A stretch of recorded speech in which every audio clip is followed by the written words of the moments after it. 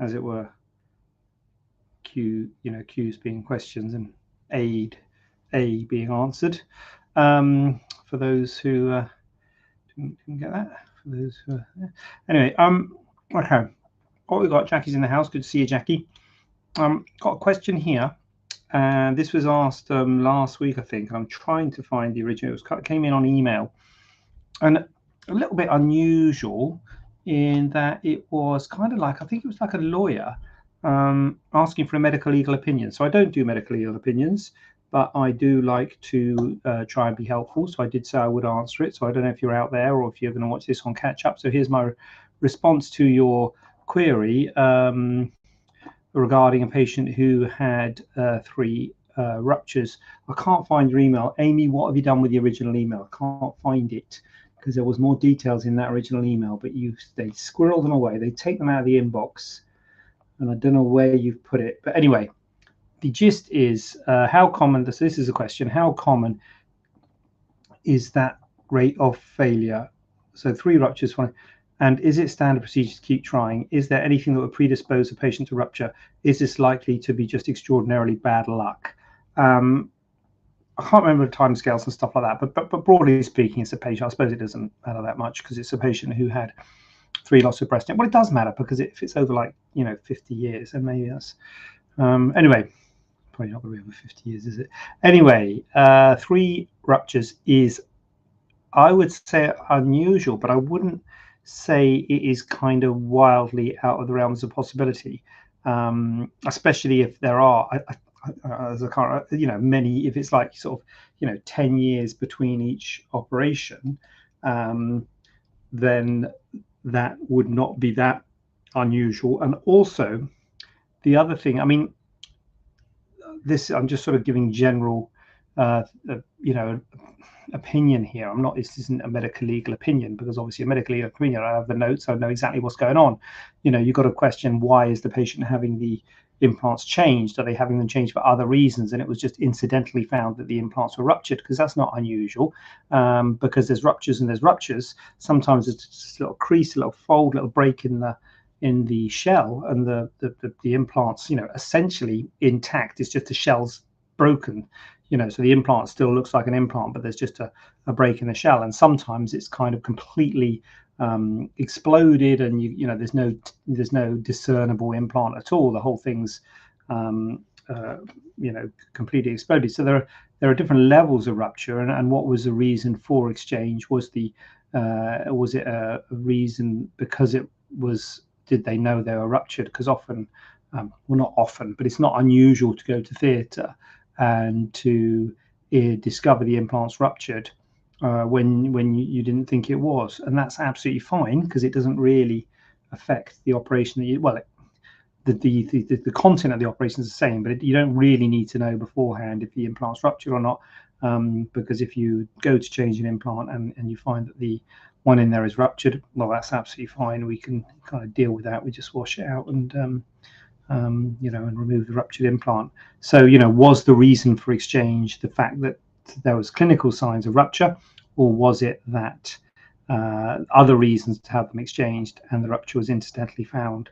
And I guess that would have a bearing on the medical legal aspects of this. Also, so rupture is not kind of, I don't know what the rate, they're all published rate, it's a few percent. I don't know what it is. There'll be published rates for rupture for the manufacturers. They will publish their rupture rates. And also, when you look at those rates, it's got to be kind of over time. So just if it says, it's, 1%, does that mean, per year, or is that over, 10 years? So there are sort of standard rates for rupture, and it is, possible to have 3 ruptures in a row. In fact, I don't think from the realms of probability, it's not even that crazy, because people win the lottery. I mean, what are the chances of that? And yet it happens all the time. So, crazily, statistically unusual things happen all the time. So I don't think 3 ruptures is extraordinary. Sometimes the implant company will ask for the ruptured implant back to look for signs of surgical trauma, because that's the other thing. Could be surgical trauma, but it is not common, so there might not be that that avenue. So I guess the bottom line to this question is, yeah, it can happen, and I do think it is bad luck. I wouldn't say extraordinarily bad luck, but I would say it's bad luck. But if it's just, as I say, if they're having the implants changed for other reasons and they just find that it's ruptured, it kind of doesn't matter, because it wasn't having a, it may not, a ruptured implant may not be having an effect on a patient. A patient might have a ruptured implant and be absolutely fine. So, as I say, it is not unusual to find an incidentally ruptured implant. So, yeah, so those will have bearing on the case. I hope that's been helpful. What is going on here? What the skibbity? There's got something here on the Instagram. What procedure do you specialize at the Staiano clinic? Crikey, that's a good question. The English Seahawk. So what we're focusing on at the moment is the minor procedures: moles, cysts, lumps, bumps, lesions. Those are the things that we're focusing on. There's a couple of areas that I personally have got a special interest in.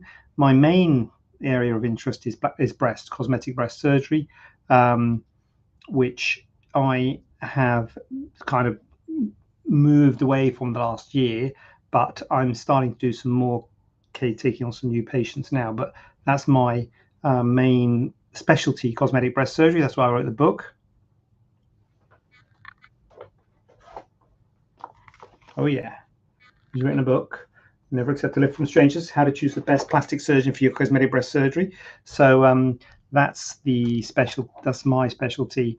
Also tummy tucks and things like that in terms of the bigger cases. But as I say, over the last 12 months, we've been sort of transitioning into doing the minor ops, which we do at the clinic. The major procedures we do at the hospitals. So we're focusing on the minor procedures, but I guess in terms of my training and my experience, I was a breast reconstructive surgeon in the NHS, and cosmetic breast surgery would be my specialty. Breast reconstruction was my specialty. If that's helpful. Thank you for the question, English Seahawk. What specialist are you looking for? What is the specialist type of thing that you're looking for? Might be able to help if is it faces or noses, or anyway, because that's we don't review faces and noses. Okay. Right. I'm keeping one eye on the gram in case English patient comes back to me. Not the English patient, the English Seahawk. I'd like to ask, do I need to get a consultation, then come in and get the surgery done for mole removal, or is it just done in one appointment? Yes, that is. Honestly, I think that is actually a real question, because you would think that's a setup question. I think that is a real question, because I think I saw that patient. Patient write that. So that is kind of the point of like what we're specializing in. What I'm trying to get the clinic to move towards, as I say, it's always been kind of breast reconstruction, tummy tucks, things like that. What I'm trying to get the clinic to move towards is the minor procedures, which we do at the clinic. We've got our own minor ops theatre in the clinic, and because we've got our own minor ops theatre, that minor ops theatre is free while we're in clinic. Therefore, we're doing the see and treat service. So the see and treat service means that you don't have to come back. You don't have to come and see us with your mole or your cyst or whatever it is and say, oh yeah, that's a mole, we'll remove that for you, come back in 2 weeks time and we'll remove it for you.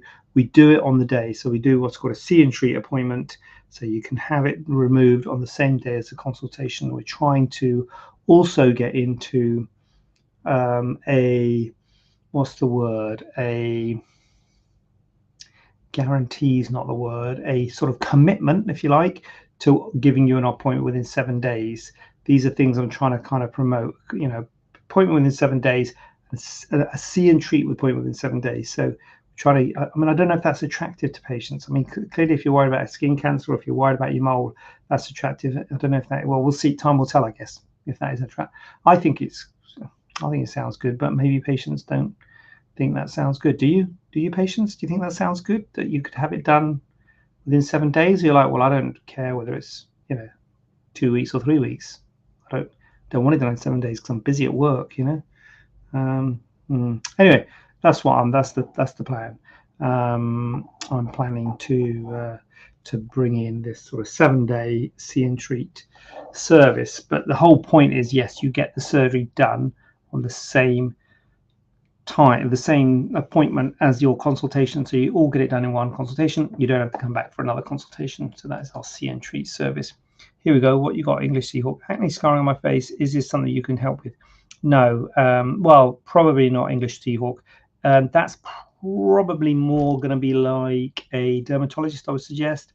So acne scarring is some very occasionally, if there's kind of one sort of very deeply pitted scar or something like that, that might be helpful. But usually, if it's kind of like a resurfacing issue, more of a sort of global issue with the sort of texture of the face on the skin on your face, that's, I mean, I say some plastic surgeons do resurfacing, and also but it's not us.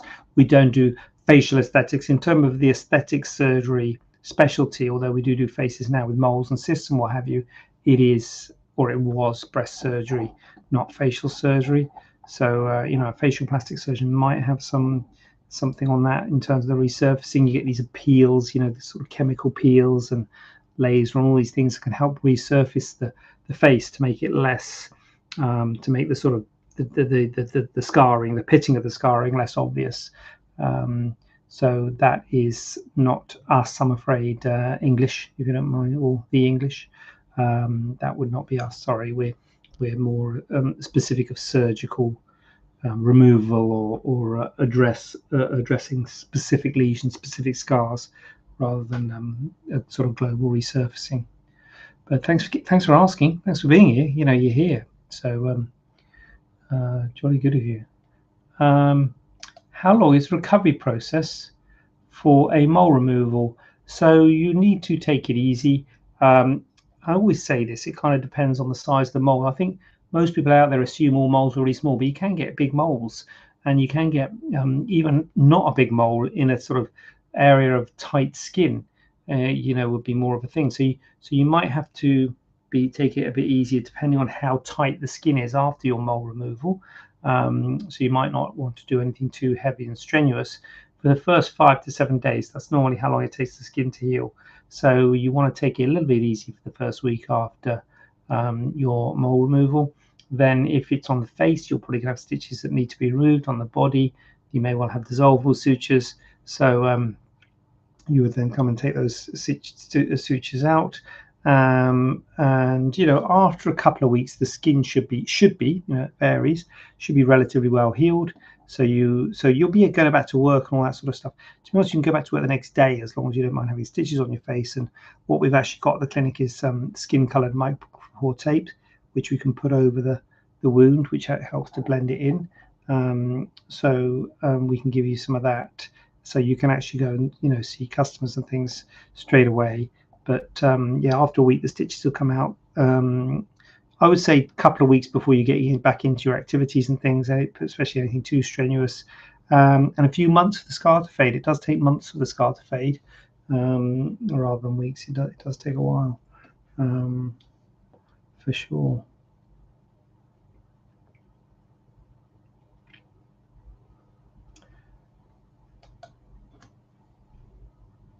Are lipomas always benign?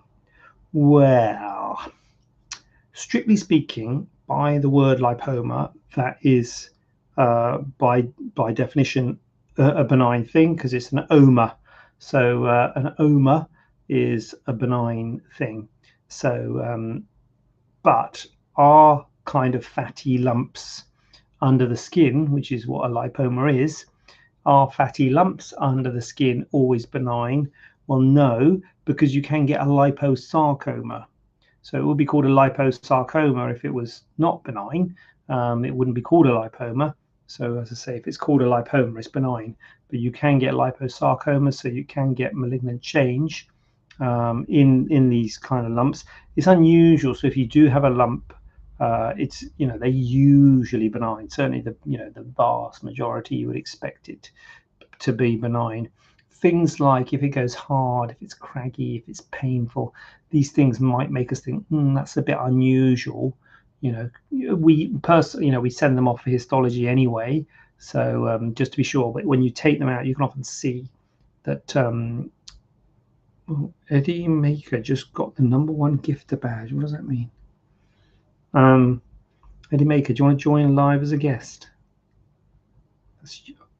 In my experience, at least in my experience on Instagram, people click that in error.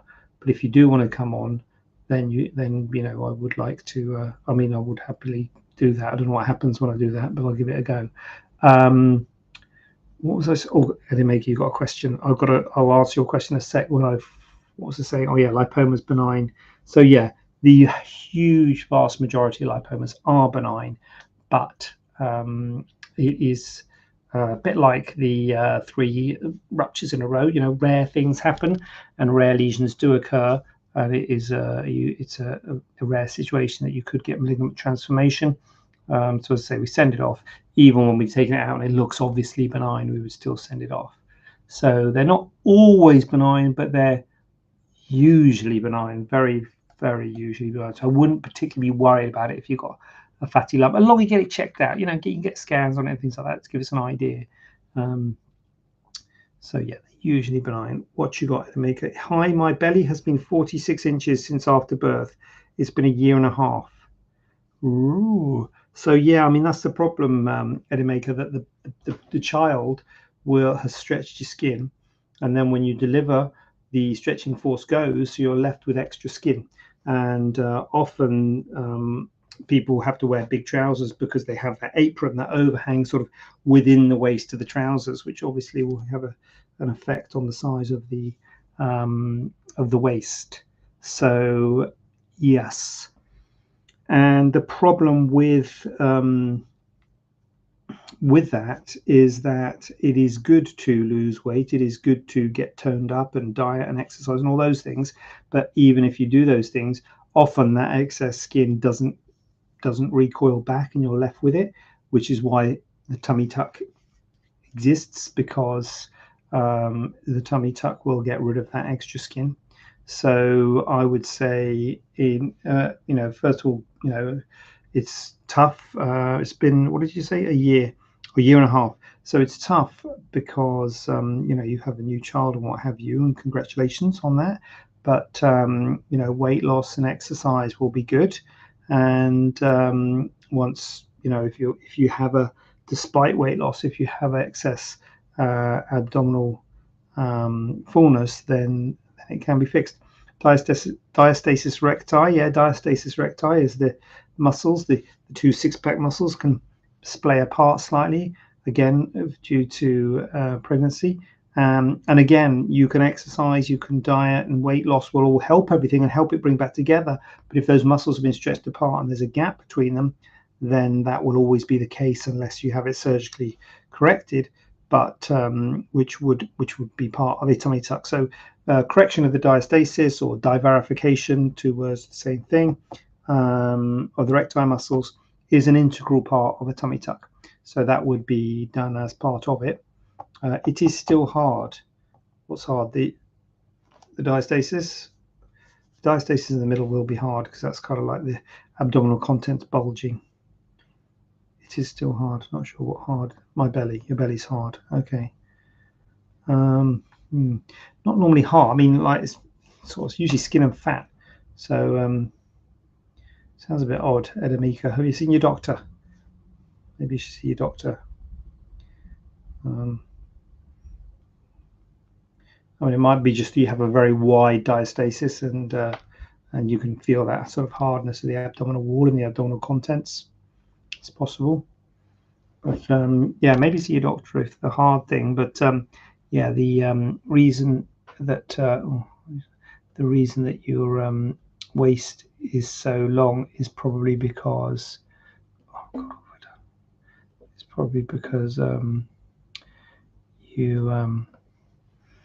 your skin's been stretched, and so a tummy tuck will reduce that stretch. Understood. But will I get a consultation with you soon? Yes, Edamaker, you will if you want. I've just started doing these things again.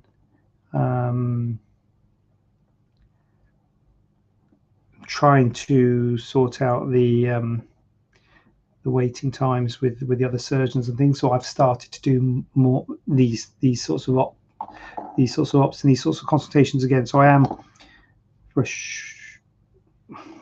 for a period of time going to be starting seeing some new patients. I had, as I said earlier, planned to focus on the minor ops, but I will be seeing some new patients. So give us a ring, Edamaker, 0121 454 3680. Call me or message on the on here on the TikTok. Can you message on TikTok or on the website? If you like request a price on the website, you will get an email with the price and with some information and details and stuff like that. I'll send you some information about tummy tucks and what have you. But failing all that, just give us a call. Or message me on this. So I don't know if you can message on TikTok. Can you?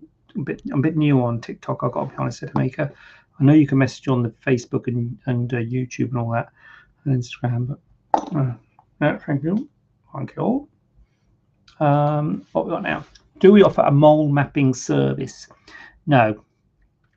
So a mole mapping surgery, again, that's dermatologists. So dermatologists will normally do the mole mapping, which is usually by serial photographs, or you can get sort of devices which will take full body photos to take a sort of snapshot of your moles and then have a look at them and compare them on a regular basis. We're more like specifically looking at particular moles. So if you've got a problem mole, yeah, absolutely, we'll have a look at it and give you an opinion on it. But we don't. If you just say, look, have a look at all my moles, we don't really offer that service. I think that's more of a dermatology kind of service. We're more of a kind of surgical service that we say, yeah, we'll take the moles out, but we don't do sort of regular checks. Maybe we do. I hear you. Maybe we should. I hear you say. Maybe that will be a good thing to offer. I don't know. I don't know if it's a popular request. I don't know if many people request that. I don't know, but yeah. I mean, I'm not gonna take it off the table. Not taking anything off the table. So that could be something we could look into, and we've definitely looked at getting dermatologists on board. I would love to have dermatologists on board, and I work with a dermatologist. If we could get a dermatologist to come to the clinic, if you're out there watching, you know who you are. It'd be great to have a dermatology opinion, because they're very good at aspects that we're not so good at: acne scarring, mole mapping, to give two examples that have come up on this live Q&A. So that's two examples of where we need a dermatologist on one Q&A. Can you remove a dermoid cyst? The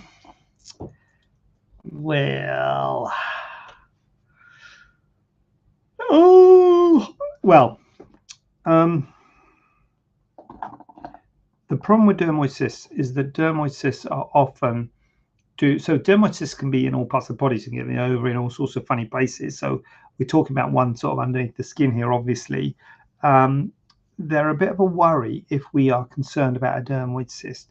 The classic is here, external angular dermoid here, also midline in the skull, and they are due to a failure of fusion of the skull. As the skull forms as a baby, it forms in different bones, which then fuse together.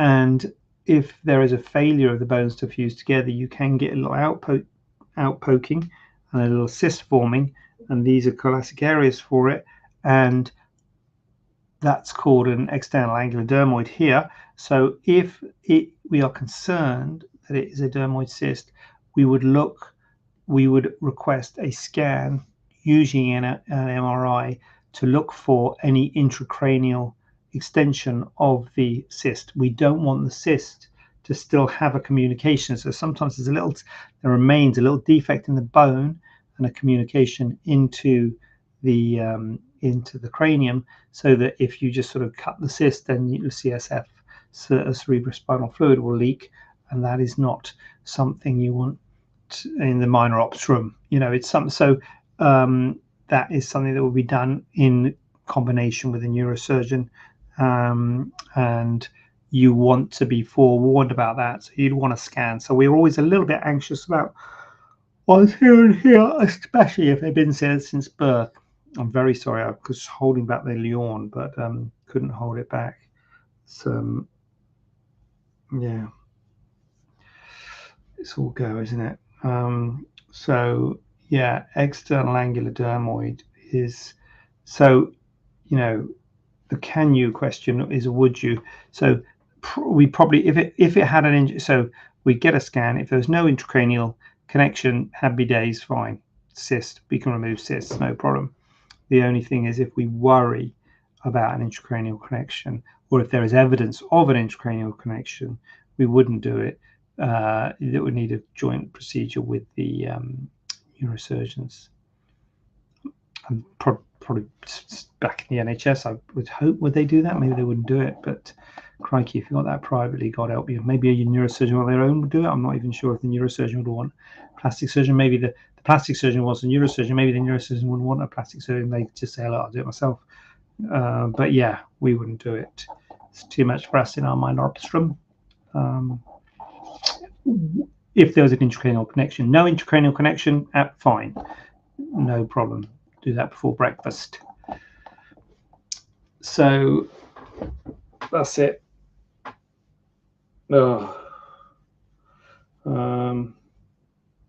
Anyone got any more questions?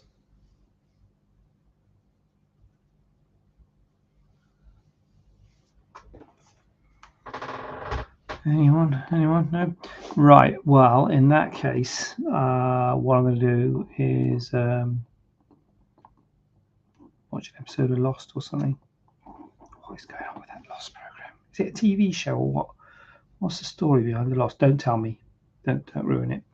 Right. If there is there a story? Anyway, is there a thing? I will go and put my feet up. Suggest you do likewise. Thank you for being here. Thank you, Edda Maker, for asking questions. And if you've got any questions, message me that, and I'll do it next week.